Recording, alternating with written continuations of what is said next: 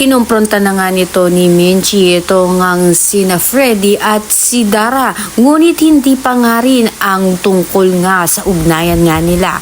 Dito nga sinabi nito ni Minchi na sinisiraan nga raw nito ni Dara itong si Jenny kay Freddy.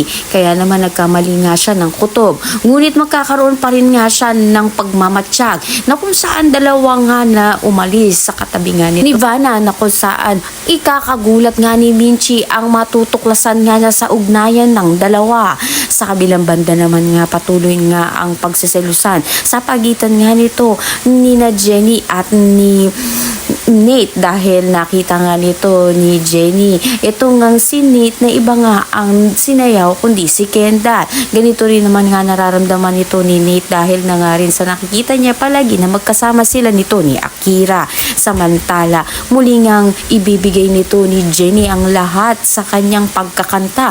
Ngunit magugulat ang lahat na biglang huminto nga ito dahil nga huminto nga ang kanta at kanyang background song. Kaya naman dahil dito ay may nanabutahe nga sa likod ng stage na tuluyan nga magpapahiya kay Jenny. Ngunit hindi naman nga ito magpapaawat sa kanyang paggaling sa kanta.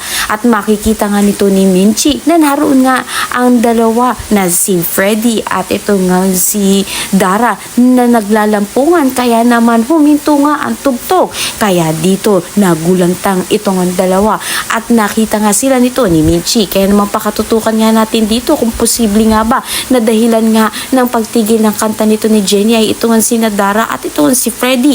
Ang lahat na yan nabawa natin. Maraming salamat sa iyong panood.